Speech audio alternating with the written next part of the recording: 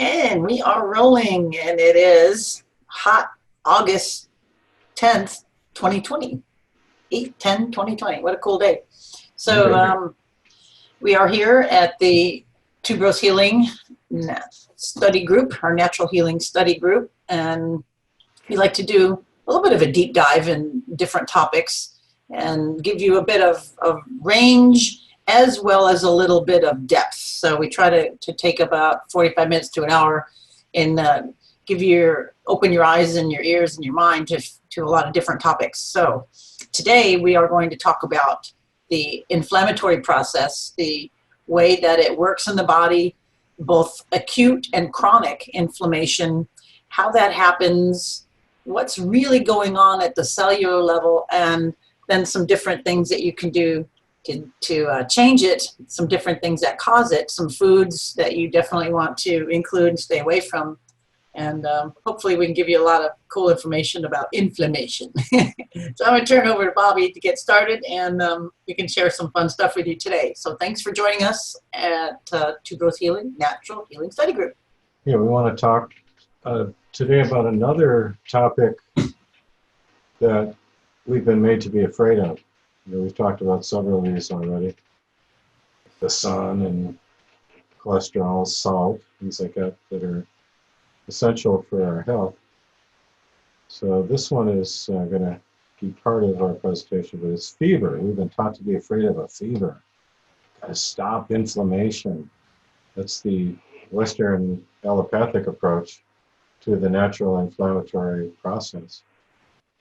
So inflammation, damage, and repair. We'll talk about that. The natural inflammatory process of the body that we go through and that we've been made to be afraid of. Inflammation was first described in detail by Celsus, a Roman science writer of sorts who around 30 AD collected Greek knowledge for the reading pleasure of Roman audiences. In one of his medical texts, he described the classic signs that characterize inflammation: rubor, which is redness; calor, which is heat; dolor, which is pain; and tumor, which is swelling. 100 years later, Galen, who served as a surgeon at the Roman gladiatorial arena, probably saw his fill of killing and injury, added yet another signature to inflammation's roster: functio laesae, or altered function, loss of function. So these 5 things are these stages of the inflammatory process. It wasn't really until the advent of the microscope and studies on living tissue in the late 19th and early 20th centuries that scientists truly began to understand that inflammation was the first early stage in the body's reaction to injury. So rubor, calor, dolor, and tumor, the response in the body to injury is universal. From frigid cold, searing heat, damaging X-ray radiation, bacterial invasion, the same events occur during the inflammation response, whether the damage occurs within the body or on its surface. Bacteria present in inflamed tissue are there as scavengers of nature. So you see these bacteria there, they come in and they're cleaning up the mess. They're not the cause of it. Just to demonstrate the inflammation reaction speed and ubiquitous nature, everybody try this right now. Just run a fingernail quickly but firmly down the length of the skin on the inside of your forearm, and then watch what happens. Immediately a white line will first appear if you do it hard enough. The reaction is due to the action of the blood vessels in the area, which squeeze tight in the mistaken anticipation that blood will be lost. Body thinks you've been cut. Okay.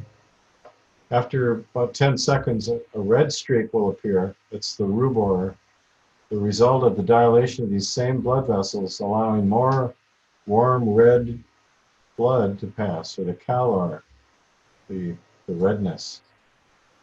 There will be some pain, or dolor, and then seconds later you'd see a little distinctive ridge or swelling. It's the tumor.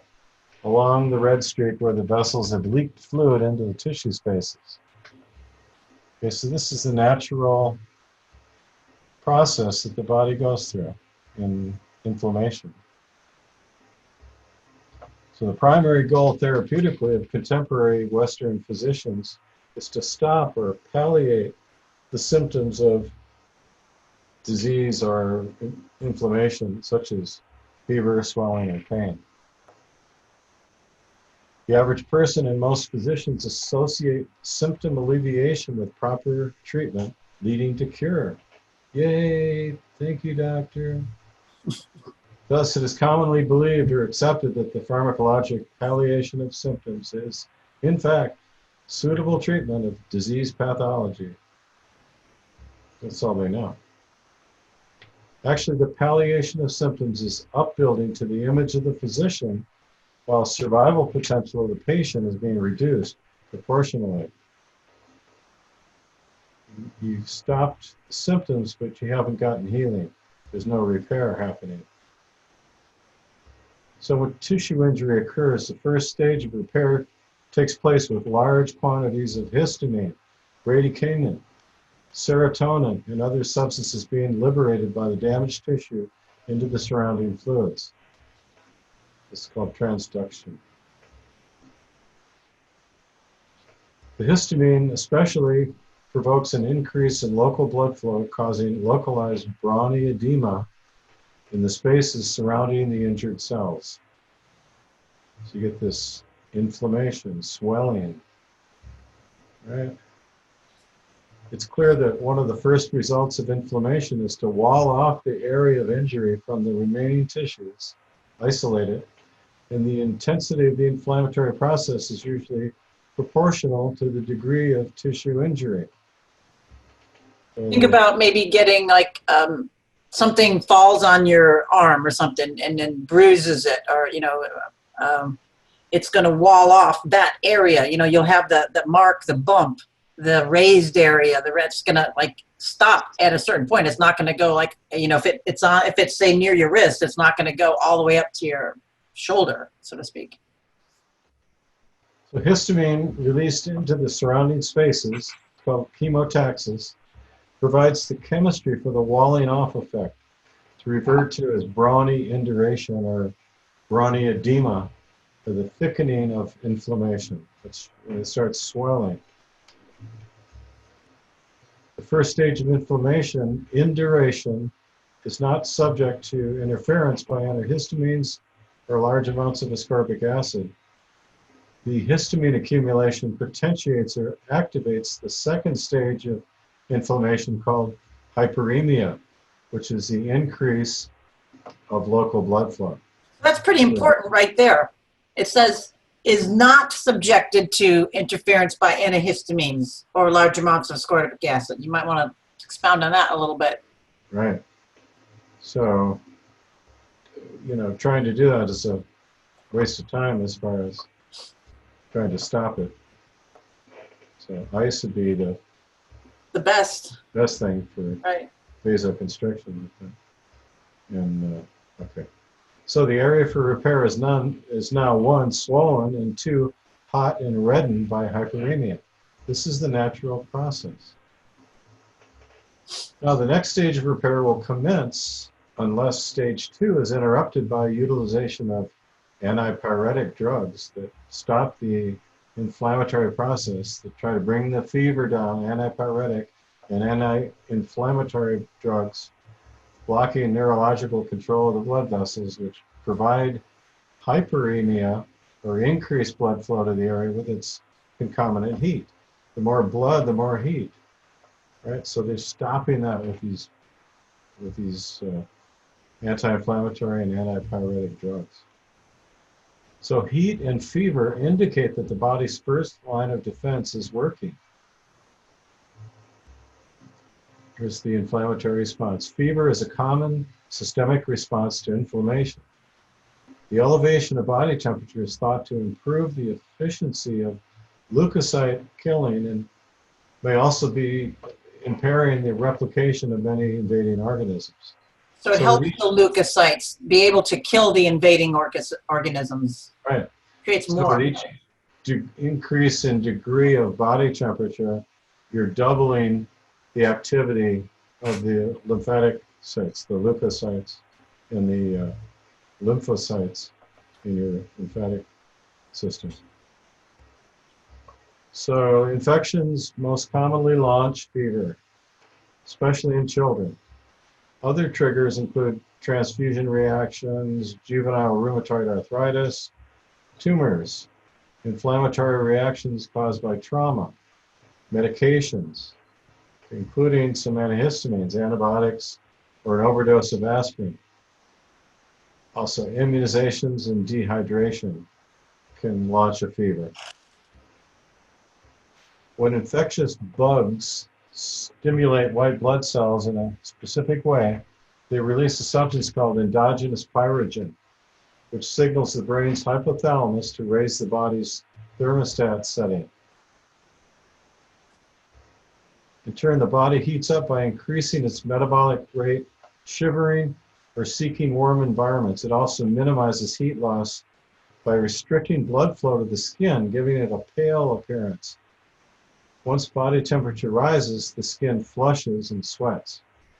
You've seen this probably in people when they flush and all the blood seems to drain away from the periphery of the body. A fever sufferer may lose appetite and feel lethargic, achy, and sleepy. When these phenomena happen to our children, we just tuck them into bed and let them sleep. For many centuries, and even by the most learned, fever has been regarded as a disease itself, as something to be overcome or cast out of the body. I remember learning this as I was growing up, ooh, we got a fever. So don't fear the fever. Modern knowledge no longer permits such an erroneous view, although many still cling to it, blindly accepting the doctrines taught them by authority. Dr. Oz, or whatever, it's on one of those shows that was on TV, Dr. Kildare, whatever. General Hospital. The fever is not a disease, but rather a symptom of an illness. It's a symptom. Childhood fever frightens grown-ups. Fever is maligned and misunderstood. Controversy surrounding the management of fever causes anxiety for parents because they're not completely sure what to do when their child has one. It may help parents to remember that fever is only one part of the picture of an illness. In fact, for children under 8 years of age, and especially for infants, the severity of a fever is an unreliable indicator of the severity of the child's illness. For example, infants and toddlers can be very sick with a low or even subnormal temperature. Conversely, children 3 to 8 years old can be running about quite cheerfully with a fairly impressive fever. The important thing is how your child is acting, not the thermometer reading. Exactly. Because they're teething too, which is another, thing that's raising temperature. Yeah. It could be that you just gave them a vaccination, which Absolutely. we don't want to do, but that definitely will raise the body temperature. And then you're also introducing foods to children, and they have different reactions to foods, to their gut, to how they're digesting or not digesting that food, or pathogen, or Roundup sprayed on that food, glyphosate. So fever is a built-in mechanism of repair. Remember the experiment we did, or we showed, where they did blood tests on people and they microwaved water, I think it was, and when they drank it, they measured leukocyte count, or white blood cell count, went up markedly just from the application of microwaves to the water. So no one ever burned up with fever. No one ever will. If you heat a pan of water at 106 degrees, put your finger in it, see how hot it is. You barely feel it at all. The Journal of Clinical Therapeutics from July 1980 told us that most authorities regard temperatures below 106 degrees as harmless and those over 108 as potentially harmful. Fever rarely produces serious complications. People have sustained fever as high as 114.8 degrees without brain damage. Anytime body temperature increases, salt and water are lost via sweating, and stores of energy and vitamins, especially the water-soluble ones, are burned out. You don't realize how much water you're discharging. So during moderate fevers, we can compensate for these losses by drinking appropriate fluids, ingesting nutritious foods, or taking vitamin supplements. These are a couple of good examples of what we like to use for providing. This one has, on the left, Tangy Tangerine, has 88 of the 90 essential nutrients you need every day. The Cherry Mints has all 60 minerals that you need every day. And when you're sweating, you're losing minerals. You're losing electrolytes that you need in your batteries to hold a charge in all your cells, right? So you have to replace those. Replacing water-soluble vitamins, especially C and Bs, makes sense. However, during fevers, the body makes some minerals unavailable for a good reason, because bacteria need them to thrive. So if you have your reserves built up, then you don't have to worry about that. In terms of energy stores, our bodies switch from burning glucose, the favorite meal of bacteria, to burning protein and fat. This means a few days of poor appetite is probably adaptive. You naturally lose your appetite. Another thing is that your body uses 80% of its total energy digesting food. So that's a huge amount of energy expenditure just trying to digest a meal. So if your body can use that to heal, recover, better. Just you burn up your reserves for a couple of days, and then give your body, the liquid nutrition that doesn't require a lot of work of digestion. It's kind of like an IV. So Carrie will talk more about that. So it's adaptive. In other words, don't coerce your children into eating during fevers if they don't feel hungry. They will likely regain any lost weight quickly after the illness ends. You do, however, need to encourage fluids because dehydration alone can drive up fever. Fevers usually hit their highest point in the late afternoon. Conversely, kids often have their lowest temperature of the day early in the morning. So don't panic at 4 p.m. when your child's fever rises slightly. This does not necessarily forebode a raging fever.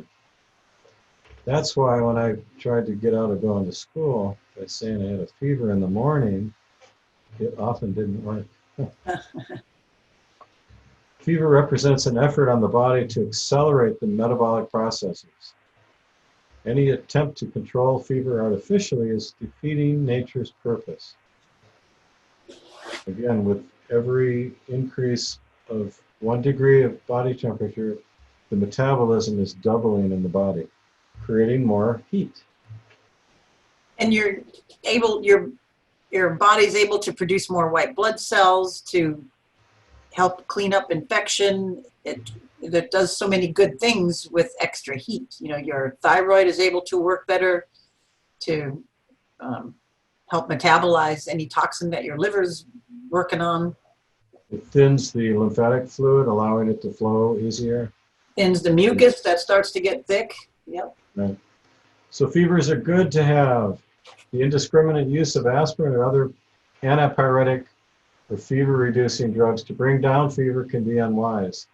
And we've talked in previous shows about different healing practices. One is the cold sheet treatment, where you induce a fever, treating someone with a terminal condition. If you're trying to overcome cancer or whatever it is, you induce a fever to increase the healing, where the body's not able to because it's so depleted and so weak. Increased temperatures may well be the body's most potent means of thwarting disease. So the fever fights infection, activates white blood cells, slows bacteria, acute phase response, helps you recover quickly, protects the body, does not cause harm. Did I mention that fever is okay? Only a so small ingrained percentage of parents, only a small percentage of parents know that a fever below 100.4 degrees can be beneficial to a child. And there might be teething, like Carrie said. Any number of things that's going on. It's increasing the metabolic rate. So fever-related seizures only occur at very high temperatures, around 108 degrees. And in the case of fever-related seizures, parents should be more concerned that meningitis or bacteria in the blood may be causing the seizure than the child's fever. Many parents panic over fever in their children, but febrile convulsions in childhood do not injure the central nervous system. Not to worry. A basic fever, one due to minor bacterial or viral illness, can be an expression of the immune system working at its best. Fever increases the amount of interferon, which is a natural antiviral and anti-cancer substance in the blood. A mild fever also increases the white blood cells that kill cells infected with viruses, fungi, and cancer. Well, And we know that the viruses are supposed to be there. They're broken down, created from the cells, right? Yeah, so the body's still increasing white blood cells to clean up injured and other cells. So they have more of these, what are called viruses, that are excreted from the cells. You have more of that because you're increasing that whole process. But they're not the cause of anything. They're a result of. Extra stuff your body has to detoxify and get rid of, denature. We've already been through that in previous presentations. So fever also impairs the replication of many bacteria. And then bacteria have viruses, because what they call viruses because they're everywhere. All the cells are excreting these, especially when they're damaged. So that's, again, if you're first to seeing this, we feel that and have found in our studies that the virus is a broken down part of a cell that the body is dealing with. A piece of DNA or RNA with it's like a waxy, mucousy layer. So moderate fever is a friend, but not one you want to spend a lot of time with. So it makes sense to avoid suppressing moderate fevers with drugs while continuing to monitor your child for dramatic increases in temperature and worsening of any other symptoms. Inflammation, erroneously called infection, is the biochemical repair mechanism, which requires increased ionized calcium for two reasons. The matrix or ground substance being laid down in the repair or replacement of cells requires calcium for the reticular network, which is the basic or foundation lattice work of connective tissue. The substance of primary importance. And the ability of phagocytes, these specialized white blood cells that engulf foreign matter in the body, little Pac-Man, to carry out phagocytosis is dependent upon available calcium in the cytoplasm of the phagocytic leukocyte. So these white blood cells have to have calcium.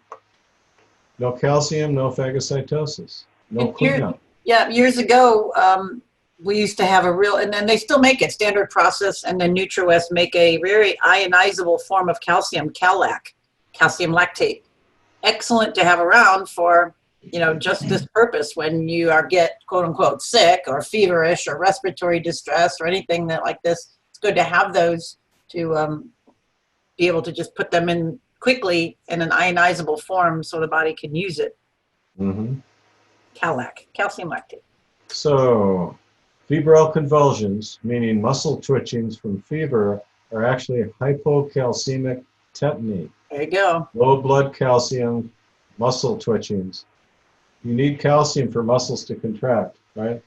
And if you don't have enough, it'll be like your engine misfiring. It'll be like causing twitches. Twitching. Yeah. And they do not cause brain damage or subsequent epileptic disorders. It also can show up in heart as arrhythmias, because your heart is a muscle, right? And cataract from chronic hypocalcemia. So phenobarbital, which is an anticonvulsant drug that's prescribed by the medical profession, it prevents febrile seizures but causes side effects, disturbances in behavior, sleep patterns, and short-term memory in up to almost half of children. It will not prevent the development of epilepsy. Therefore, its routine use is not recommended. Like neither Dilantin nor antipyretics over the counter like aspirin and Tylenol, neither prevent febrile seizures. So yeah, an ionizable form. Let me get back over here. So, hello. not to be afraid of the fever. No.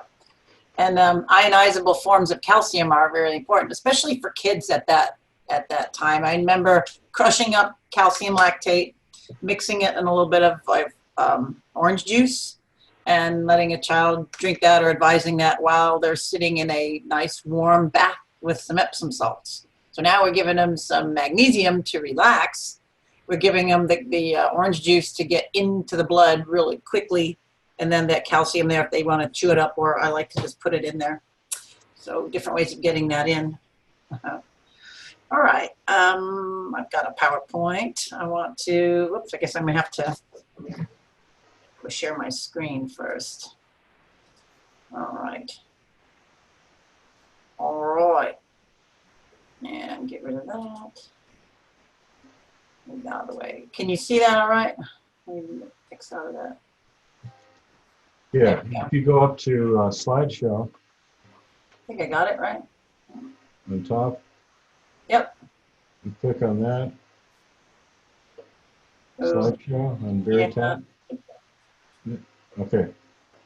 Can you see it? Are you good? Here where it says slideshow on the very top. Yeah. Way up, higher. Up, Wait a minute. Hold on. I got to move this bar down. It's in the way. New slide. Slideshow. There it is. Right, I got too many things up here. Okay. right there. Click on that. And then from beginning. There you go. Now There we go. as you roll your mouse wheel or click your space bar or whatever, it'll advance. All right. Is this out of the way? Can you see that all right? Yep. All right. Okay, so you talked about this. I just want to, out of the way, bring your attention to this again. The pain, the heat, the redness, the swelling, the loss of function. Of course, you can't use something if it's all swollen and needs to be repaired. And so the body has its wisdom of naturally walling that off. And then I really like this slide too. You know, this talks about all of those heat, redness, swelling, pain, loss of function. It's just a cute slide. But okay, so a couple things. We have acute, which is something, you know, you stubbed your toe, or here you got into some poison ivy, or you ate something really bad, or something that's causing some external symptoms. You know, we got the redness and we got the, you know, some of the swelling here. Now there's a difference between we have acute inflammation and we have chronic inflammation. And there's different, you know, if you hit yourself with a hammer, of course that's acute. If you have an autoimmune disease or, you know, Alzheimer's or cardiovascular, now we're moving into the chronic side of inflammation, which is, you know, more swelling in a whole entire area constantly. It could be, you know, an inflamed joint. Say you're a pitcher and you're using this joint all the time. You're throwing very,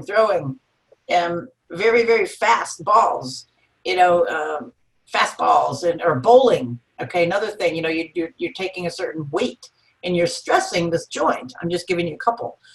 things. Well, or playing tennis is another one. Overhand serves.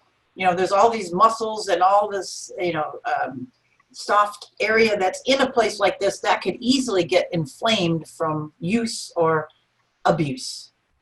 And then things continue. We have like a normal joint area on the left, and then we have one that's affected by osteoarthritis and rheumatoid. And you're noticing that both of those areas, that distance between the bones has narrowed. Maybe you can imagine that soft spongy material or a meniscus has decreased. So my question is like, well, how do we get that back? What do we got to do to increase it? The body has its wisdom to repair something like that. Don't you just inject steroids into it? Yeah. Things like that would deal with maybe pain or motion at that point, but that's not going to give you long-term relief. Not any healing either, or repair. No. And then here's these, these things have to happen. Redness has to happen. Swelling, because we got more blood in there. We have swelling, more blood in there. And just think about that area as being like a traffic jam. There's a lot, just think about a traffic jam. That's exactly it. And then the fluid leaks out of the capillaries into the tissue, creating a swelling. There we go. Creating pain. Yep. Or heat, because there's more blood. Right. I mean, if you think like a pimple is painful, it's swollen, there's pus and stuff in that area. It's stretched and it hurts. That's one area. It's like an inflammation. I mean, it is, but that's just one area to kind of see on that level. All right. Some things we could do. One of the things that I'm really like to bring people's attention to is the fat issue. We're aware of keto and, we've got the Gundy's diet. There's a lot of awareness in diets, but I want to bring your attention to omega-3s, omega-6s. And we want to reduce the omega-6s and increase our omega-3s. They're different. It's in the fat molecule, and it's just really the bend in the molecule. So the omega-6s have more inflammatory prostaglandins. Correct. And the omega-3s have more anti-inflammatory prostaglandins. Yep, and it's the way the molecule is shaped, the way it bends, and the way it curves, and the way your body can break it down. All right, so these are some of the foods here that are pro-inflammatory. Grass-fed or pastured meat, just like we used to eat. Sweet potatoes and other root vegetables, raw nuts and seeds in season, and I would prefer them if they were soaked, because then they have the enzyme inhibitors and trypsin inhibitors in there. Green teas, an antioxidant, certain fruits and vegetables, turmeric, very high in those anti-inflammatory compounds, wild-caught fish, bone broth and vegetable broth, apple cider vinegar, ginger. I'm not so big on the extra virgin olive oil, but I do like organic coconut, organic grass-fed butter, and then maybe small amounts of the olive oil. More if that's where you live. Cacao or dark chocolate, organic eggs. Eggs, actually, let me just say that they should be free roaming, free range, where the chicken is outside pecking and scratching, getting sunshine, eating some bugs, not just organic feed. We can just say they're organic fed in a cage, in a building, but that's not really what we're after. So we sometimes have to explain a little bit more. Certain herbs, mint, cumin, fennel, cinnamon, thyme, rosemary, garlic. These are just some. There's so many good things on pro-anti-inflammatory foods. And then on or I should say on foods that are quelling inflammation. And then I want to get back to the oils. Okay, here's some other ones here. Talk about that. And then there's books on anti-inflammatory diet. Okay, I had another one here. Okay. Here's some inflaming type foods, things that are fried, anything that's fried. And then there's cream cheese here. I would just say that there's certain cheeses that are a little bit higher in ratio of arachidonic acid. It's higher in some of the omega-6s. But, in moderation, depending on your blood type, where you live, I think is a rule of thumb good on that one. Of course, we have the high fructose corn sweetener drinks and foods, sugar, gluten for sure, and then a lot of grains in general. Here we go. Mainly acid-forming foods. Yep. And then, here you look at some of this and you say, well, there's a place for coffee. Soda is not really a good thing unless you kind of make maybe some of your own naturally fermented beverages. But, these have a lot of phosphoric acid, which is very, very acidic. You can, of course, make a healthier pizza. I would definitely look for, very thin, non-gluten type crusts. But for the most part, this is just something to get you to look at the type of food that we do that causes these things. Canola oil. This is not a good oil. No way, no shape, no form. And these are most of the oils out there that you'll find in restaurants, dressings. You go look for just about any salad dressing. You're going to fight your way through canola and canola blends. Vegetable oil will mostly be canola or soy. And they're all in clear bottles, allowing the photon degradation from light, which happens 1,000 times more than heat or oxygen. It's photon decay of the oil. In plastic. And then mayonnaise. I love mayonnaise. I think it's a great sauce, but most of the mayonnaise that you will find out there are all soybean oil, canola and soybean. Soybean oil, all of them. Well, I should say all of them, most of them. You have to find some that aren't. This is one of my favorites. I really like this one. It tastes really good. And one of my favorite things about this is that it's refrigerated. Oils are delicate. Oils cause inflammation. Oils break down quickly. You have to really be careful with oils. So this one is one of the few, actually one of the only ones that I found that's a good one that's refrigerated that I like. I don't like that it doesn't have eggs in it, but I will eat eggs otherwise. I'm going to eat this because it's a good form of oil that's not going to be rancid. Store-bought ones, I found this one, Hellman's Vegan Dressing and Spread is what they call it. And this one is made with sunflower oil. And then there's also Sir Kensington's Classic Mayonnaise. Now it has to be these specific because there's a bunch of the others that don't have these. So this one, it says with 100% sunflower oil and free-range eggs. Okay, non-GMO, good, all right, yay. So I love to have some good things like this because mayonnaise is one of those things that's like you can make it. It's kind of laborious. I've made it before. It's just hard to really get the good flavor, and for the amount that you might want to use, it's just a pain in the butt. So anyway, a little bit more on the fever issue. Again, like Bobby was saying, this is not a bad thing.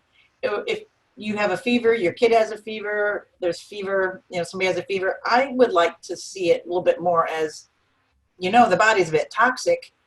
It's processing something through, you're detoxing a little bit, you ate wrong, you pushed the envelope, you didn't have good sleep, you pushed the envelope, you stressed, now your body is dealing with it. So 98.6, this is really interesting because there's so many ways that you can have, well, let me get back to that. Okay. You can have your white blood cells increased, you can have high or low. Well, this is going to increase your body's ability, it's going to, production of that. So you have a fever. And this stuff is eating, these eosinophils, basophils, all these different types of white blood cells are engulfing crap. They're eating pieces of dead tissue, toxins, broken down waste tissue, chemical. They're digesting this, and I thought this was kind of a cool picture. So this is like actually these like purple balls are being enveloped, whatever that is. I don't know what it is. So another thing about purple people eater. Another thing about immune cells is that certain immune cells excrete or produce inflammatory cytokines that stimulate the inflammatory process. And so if you have an abundance of these producing these cytokines, you have a cytokine storm, Yep. which is what happens in the brain when you have the glial cells or the immune cells of the brain doing this, like from holding a cell phone next to your brain, or you open the blood-brain barrier different ways by eating gluten, by holding a cell phone next to your brain, and then it lets anything that's in the blood into the brain, causing inflammation. Now, when your brain gets inflamed, the whole body is affected. There you go. Different ways. So these cells eat and engulf these things. That's what I mean by phagocytosis, one of the terms for engulfing these bacteria or scavenging for this. Okay, this one's hard. Anyway, sorry. That was the only one that I can find that had it, but it's really, I found feed a fever, starve a cold. Sorry for the bottom part, but everywhere I found that was the other way around. And there's a method for this, you know, feeding a fever, starving a cold, as Bobby was saying before, you know, your appetite is very, very common. You know, so the body wants to eliminate poisons. It wants to get rid of waste. So one thing you want, and then because of the appetite is low, you want to make sure that you keep hydrated and keep the body loaded with electrolyte, with high nutrition, without having to process it, without having to digest it. You know, your digestion is a huge process. We've talked about this before. I think one statistic sticks in my mind. It takes about 80% of your body's energy to digest your food.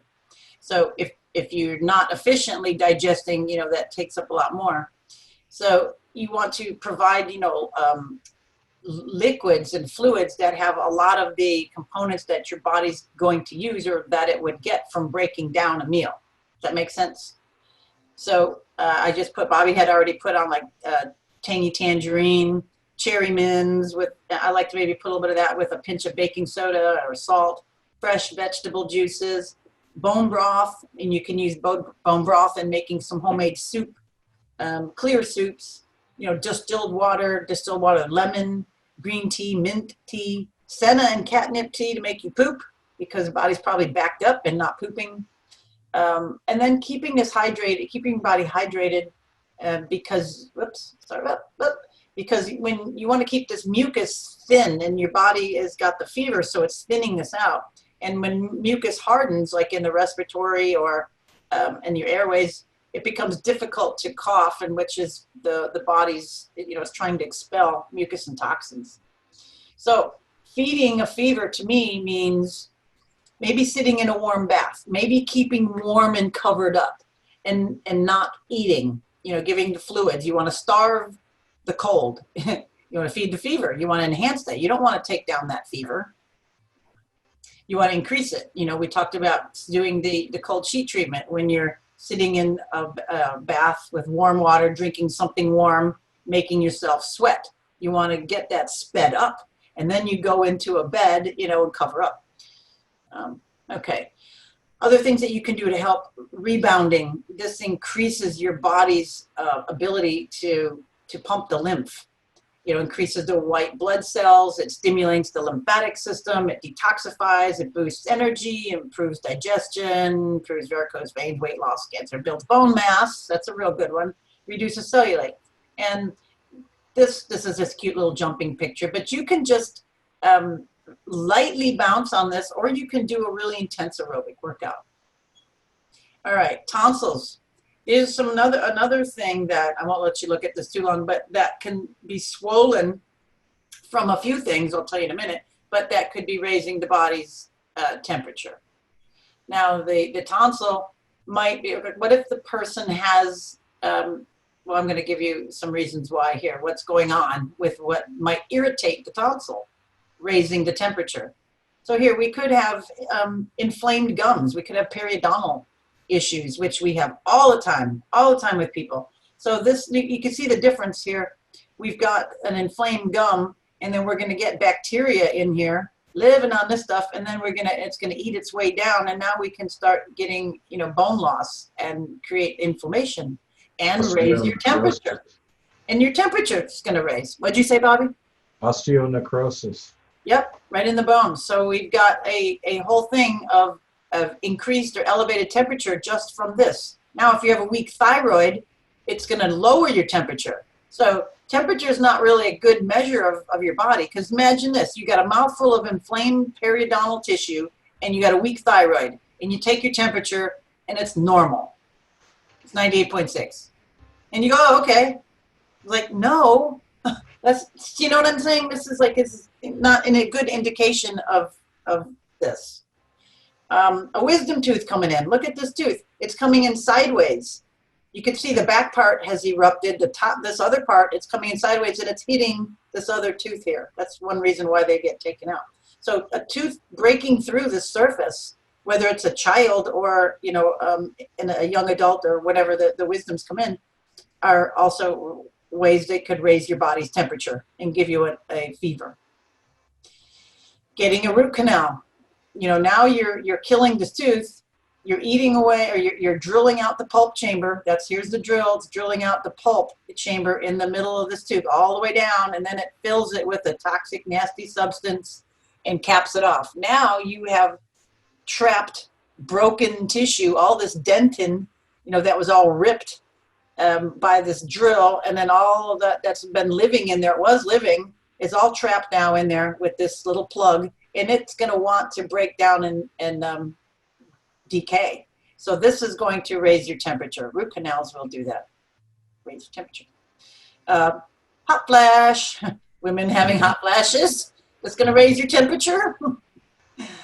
And let me talk a little bit more about some the inflammation that you do want to help with a few things, like the whole bit here. When you get this inflamed sinuses, you know, you get the itchy eyes, you get the congestion, these cells get swollen, and then they start producing extra mucus, and then if your temperature, it goes, you know, you're not hydrated, then this stuff is going to start dripping down the throat, postnasal drip. So what do we want to do at this first stage? One of the very first things to do is like when you first start to like that, you know, just like it's starting to get a little itchy, have something like this doTERRA Deep Blue Rub. And I like this rub better than the little oil itself. To me, it works way better. There's a combination of herbs with this lotion in here, at the menthol, that is so wonderful to start opening up the sinuses. And you can just put a little bit on your hand, and then go ahead. But explain that, yeah, you don't rub it into your... Yeah, I'm about to tell you. You would take it, like, right. You put a little bit, say, on your hands, and then you rub your hands together, and then put it like in front of your nose and breathe deep, you know, several times. Or you could put it on a piece of cotton and then just put it like a little mustache under your nose for a little bit and just sit there and breathe that cotton. And the vapors. You get those vapors. Okay, that's one of the very first things you reach for. Well, then you go into your kitchen and you start getting some quercetin in you. Maybe 500 milligrams, 3. Maybe you could probably do 1,500 a day, like 1, 1, and 1, or 2, 2, and 2, depending on how big you are, you know, how big your nose is, how big body weight. If you're a large person, you might do a little more. It just kind of depends on you, what's going on. And this is another great product from InfoWars called Pollen Block, and this was a substance that's extracted from the quail eggs, which is very, very unusual, and helps to reduce that nasal histamine production and really calms that down so it doesn't go into the whole drip cough situation. And then, of course, our famous nebulizer, and to breathe the colloidal silver to kill off anything and to soothe your airways, get rid of any irritants in there, and to also bring the silver in your body, which is very, very useful for fighting infection. But let me get back to here. Hydrate tissues locally. And then another thing that I read recently that silver does, and I thought about it, and I think we talked about it a little bit, Bobby, was it's one of those metals that has a charge to it. So when you have silver, it helps create more of an electrical charge, a good charge within your body, which you are able to vibrate at a higher level. I almost wonder if that's the reason why I mean, I know it's antimicrobial, but if by having that charge in your system, it turns on your mitochondria more, because it gives you some more of that currency to exchange those ions, or to exchange that current, that frequency in the body. So it's one of the metals, that the precious metals, right? So colloidal silver. Yeah. All right. All right. Do you have anything else to add on that? Yeah, did you mention about thyroid? When people have Just a little. hypothyroid, okay, about probably 95 or more % of people have hypothyroidism. Now it's functional hypothyroidism, which means their core level temperature, body temperature, is going to be low. And you can measure anybody's temperature. It used to be you had to do it first thing in the morning before you got out of bed or anything. That's called a basal temperature test, but it's gotten so bad that you can test people anytime, even if they're very active during the day, and they're going to be Usually low temperature. low, and some people down 96 and even high 95s, and hypothermia can start setting in at 95 degrees. I know. So when you are hypothyroid and you have a low temperature and you get a fever, if you take your temperature, it's going to look like normal. Normal. Yep. Maybe even below normal, because it's gone up maybe a degree or two. Exactly. But it wouldn't set off somebody scanning your forehead with an infrared thermometer or something. So there's a lot of variables in there that can affect readings that you would get like that. Right, or a true fever, or a true, what are we talking about? An elevated temperature? Right. What's the difference between an elevated temperature and a fever? Well, it is the same. I know, but what I'm saying is, like, if you have a weakened thyroid and then you have an infection, do you really have a fever, or do you just have an elevated temperature? You don't have the elevated temperature compared to normal. If you knew you're normal, exactly, you checked it, a week before, and then you checked it, and then it went up, you could see the difference. But what they're going by is everybody's the same, 98.6 Fahrenheit. And people aren't like that now. So you're getting skewed results that way. Shows you how erroneous readings of certain things are. You can't take things out of context. I just showed you that you can, again, you have a lower metabolic rate, a lower temperature, and then you have things that are increasing it, and it's going to appear to have a normal 98.6 reading. Right. So this is why you have to look at the whole person. You can't go by a reading, a blood test, a thermogram, a scan, MRI. I mean, you can use imagery and you can use these things as diagnostic tools to best see the body, but you can't throw out common sense. You can't throw out talking to the person. You can't throw out history. You can't throw out toxins and common sources of other things. And you have to take, and that's all just physical. I haven't mentioned emotional, spiritual, mental, or anything like that. So it's another thing that we've been made to be afraid of is fever. And when I hear people talking like that, it makes me hot under the collar. Yeah, it really boils my blood. All right. Well, I hope that you guys have. You have anything else, Bobby, before I sign off? That's enough.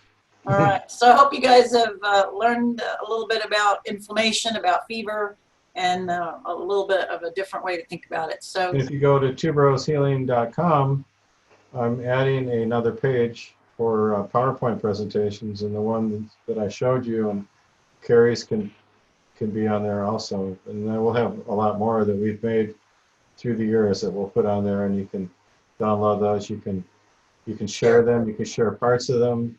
Steal the slides and make your own presentation, whatever. Feel free to use them and get this information out there, because, man, it's really needed. People are so uninformed and coming from fear because they're watching these media horrors on TV, just pumping the fear out there and keeping people, hiding in their masks. narrow and limited. Yeah. So we need to spread this on the grassroots level. All right. Everybody, thank you for tuning in. Namaste. Thanks for watching. Namaste.